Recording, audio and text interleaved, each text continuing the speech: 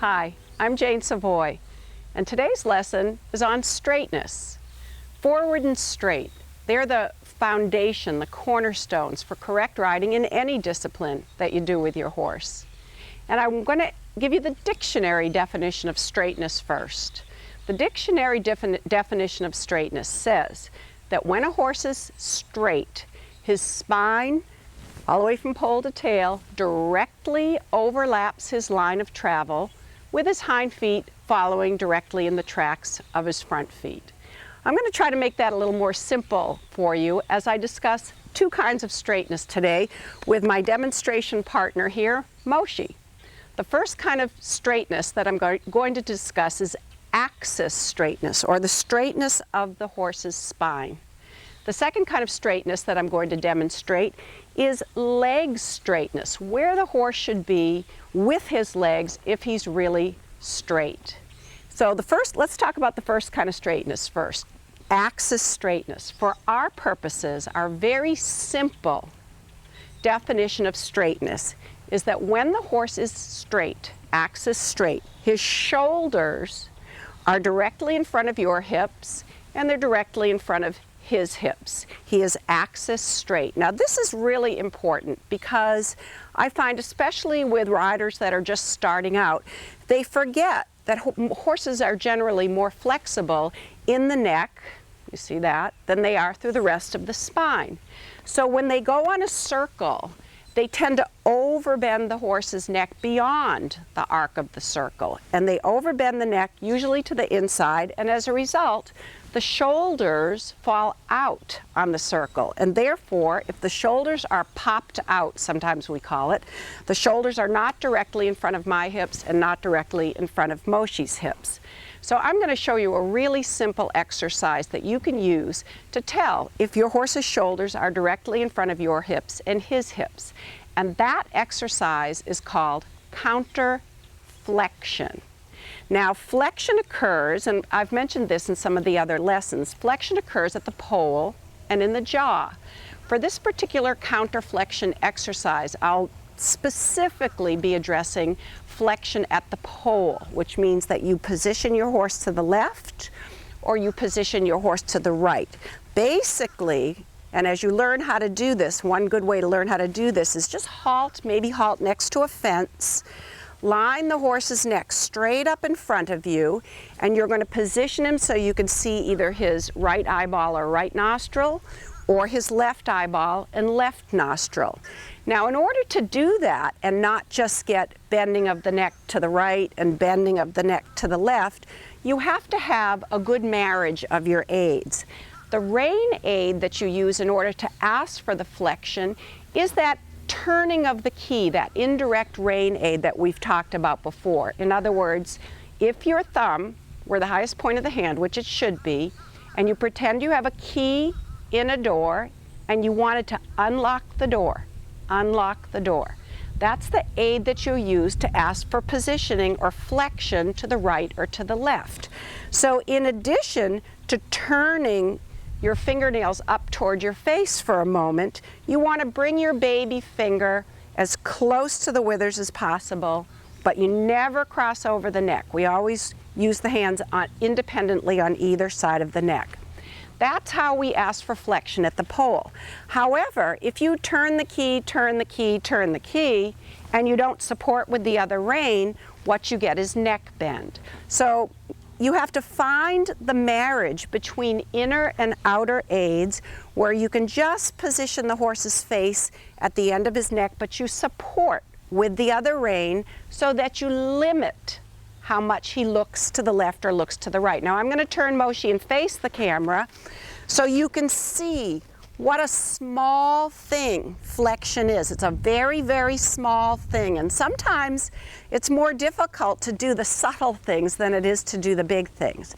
So first I line his neck up straight in front of me, and then I turn the key in the lock. He is now in left flexion.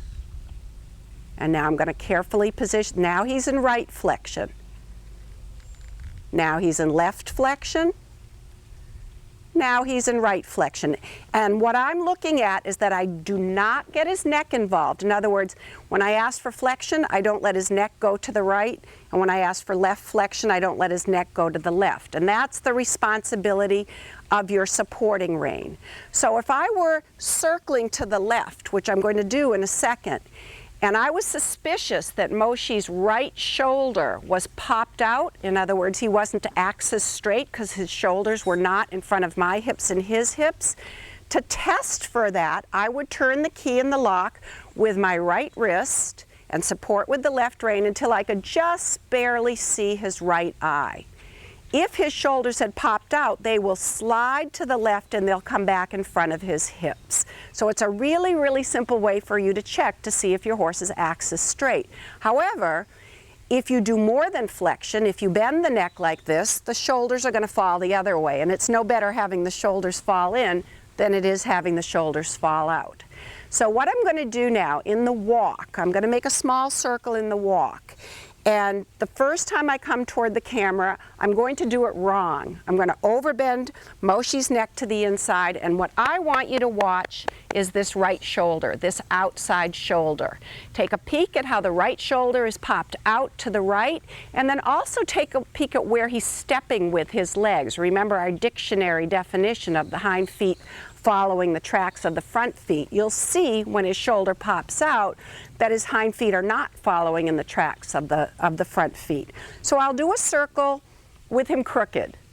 And then the next time I come around and come toward the camera, I'm going to counterflex him. And once again, this is what I want you to focus on, the right shoulder. And watch how it slides to the left so that it becomes in front of my hips and his hips.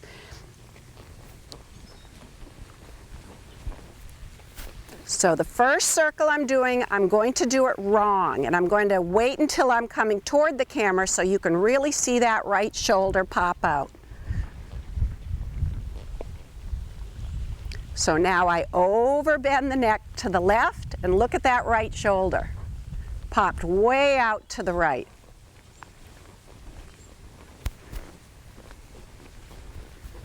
And this time, I'm going to have his shoulder popped out to the right, but I'm going to start to counterflex him, and you watch what happens to the right shoulder. So right now I've overbent the neck to the inside, the shoulder is out, I'm going to counterflex him and the shoulder slid right back in line. Now I'm going to do it wrong again. Watch that right shoulder pop out.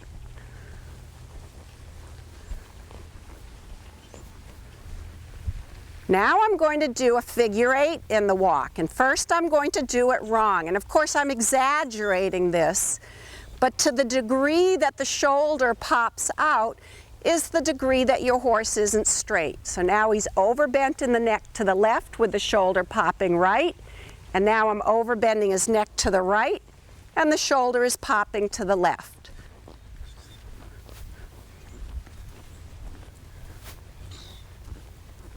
And I'll finish this circle with Moshe being crooked, with his shoulders way popped out to the left because I'm overbending his neck that way. Now, I'm going to do that same little figure 8, but I'm going to ride the entire figure 8 in counterflexion. And I'll make a point about that afterwards.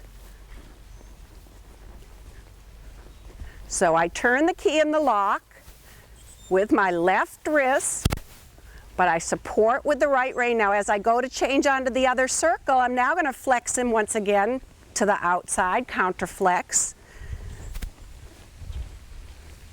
So the point is, even though a horse should be flexed and bent to the inside on a circle, in schooling, it is more correct for you to have the horse counterflexed and have his axis straight, now I ask for left counterflexion, than to have him flexed to the inside and losing control over the shoulder.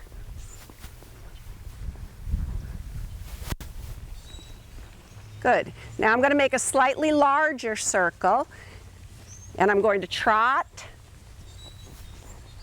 and I'm going to do it wrong. And you watch the outside shoulder, how it falls to the right.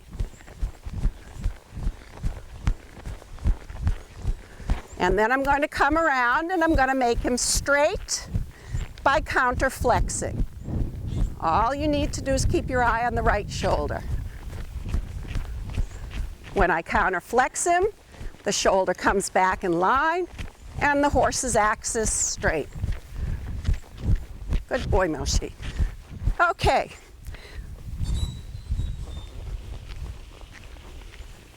So the next thing that we're going to talk about is leg straightness.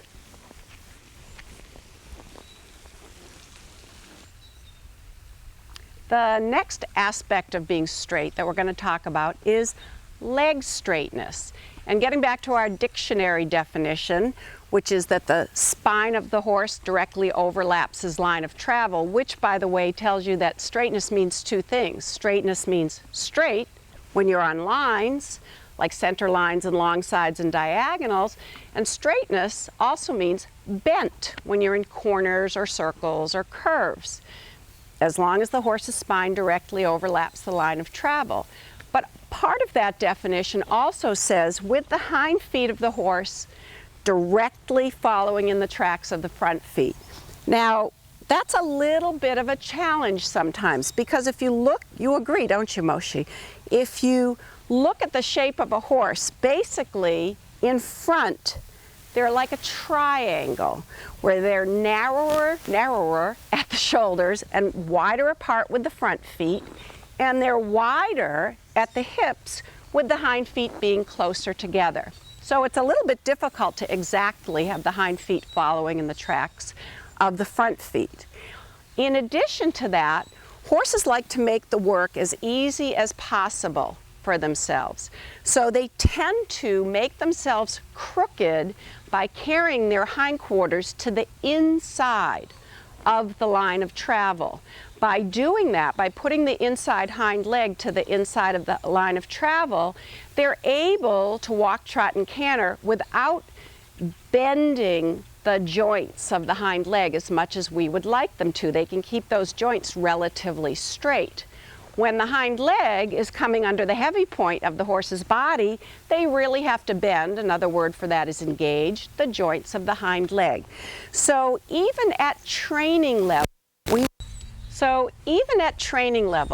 we want to teach the horse about baby engagement of the inside hind leg.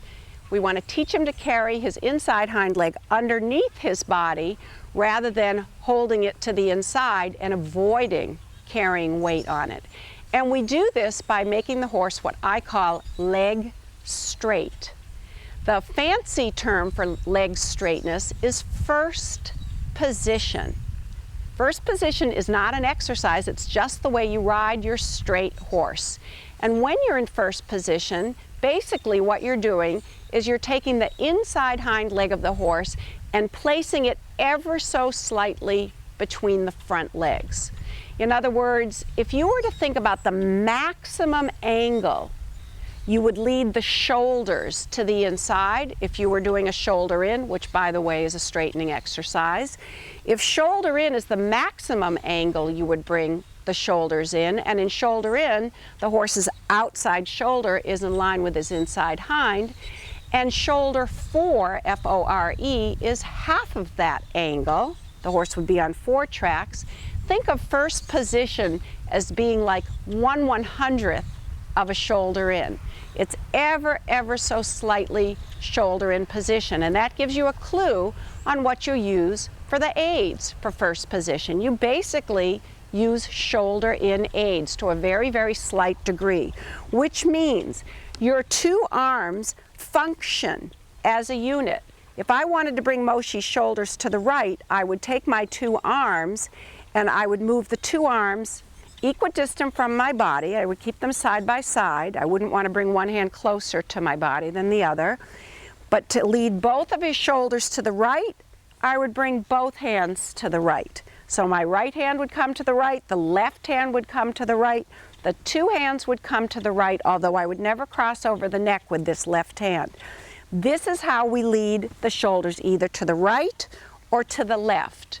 But it's very important while you go to lead the shoulders over that you also use your inner leg, because if I just go to lead his shoulders over, his whole body is going to fall in that direction.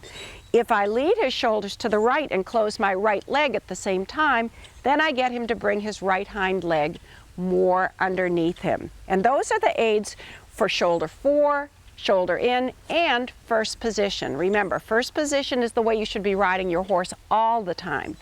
Even if you can't see the hindquarters drifting to the inside and walk and trot, if you don't ride your horse in first position and walk and in trot and through the transitions, I guarantee you by the time you get to canter, you'll see those hindquarters swinging to the inside, because you haven't taught your horse anything about baby engagement or baby bending of the joints of the inside hind leg.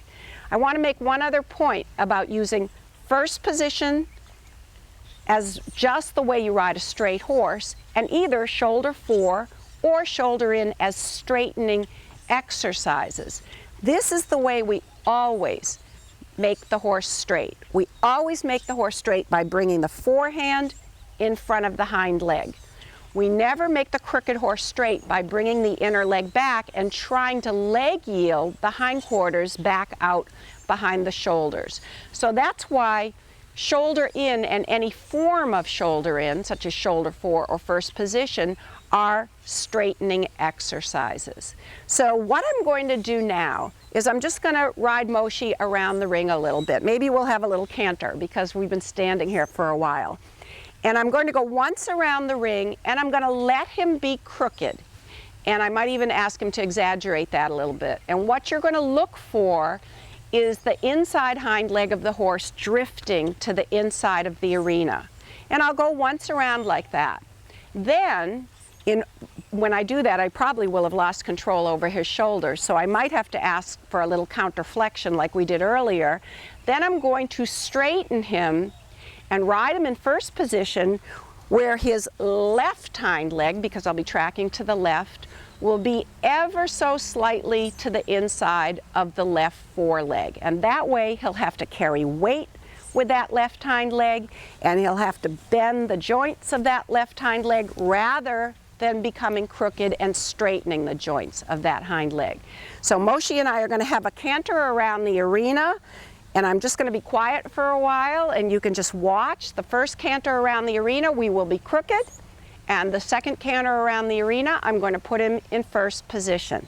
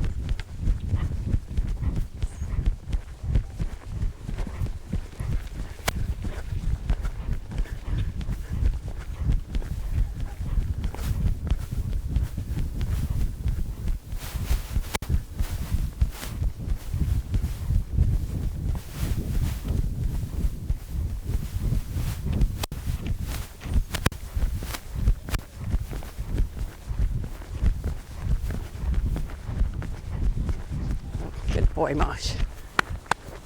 So there's an example of the horse. So I hope you've enjoyed our lesson on straightness today. Just by way of a quick review, remember we have two kinds of straightness that we want to concentrate on. Axis straightness, which is the spine of the horse, checking that the shoulders are always directly in front of your hips and the horse's hips.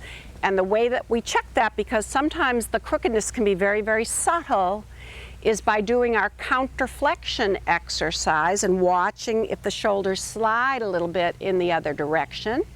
And the second kind of straightness, which is first position, where you ride the inside hind leg just slightly to the inside of the inside foreleg. In fact, if someone were standing on the long side and you were walk, trot, or cantering toward them, that person should see half a hoof's width of the inside hind leg to the inside of the inside front leg. So you can see that that's not a very big displacement of the shoulders in front of the hindquarters, because half a hoof's width is only this much. But that's going to make all the difference in the world as far as strengthening your horse's inside hind leg and teaching him the mechanics of baby engagement or baby bending of the joints of the inside hind leg, so that you lay a good solid foundation for advancement up through the levels.